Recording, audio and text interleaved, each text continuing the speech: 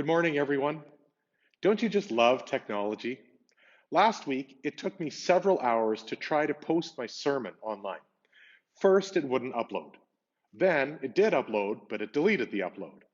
Then, once it finally uploaded, I had to start all over again from scratch and re record it because the image froze halfway through. You could hear me, but all you could see was my frozen face. And I didn't really want to subject you to that. Finally, after hours of trying to get it to work, it posted successfully to YouTube. But then, as we're watching it together on Sunday morning, I realized that it cut off about the last 3 minutes at the end. Sheesh. And that, God revealed to me, is a perfect illustration to this week's message.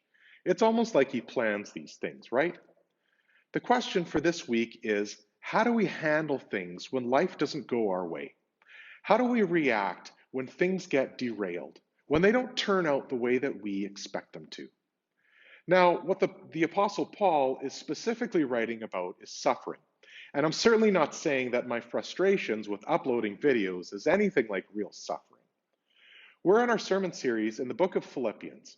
It's a letter of joy written to the church in the city of Philippi in the midst of really difficult circumstances, both for Paul and for them.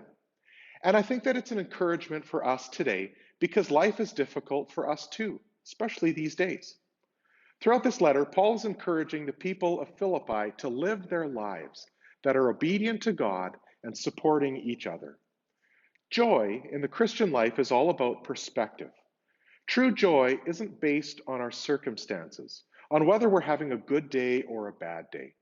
The key to lasting contentment is found through a relationship with Jesus. This is the divine perspective that Paul wants to communicate in his letter. The thing is, how you see life defines how you face life. Your perspective is everything, and your perspective determines how you view suffering. And that's what Paul's trying to communicate. Paul is facing tremendous suffering in his circumstances, and yet Paul has joy in his perspective.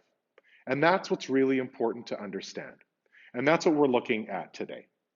Oh, and fathers and children, just a reminder that next Sunday is Mother's Day. This year, there won't be fun little crafts coming home from school or church, so you might need to step up your game.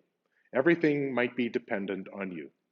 Well, God bless you this morning as we learn all of this together.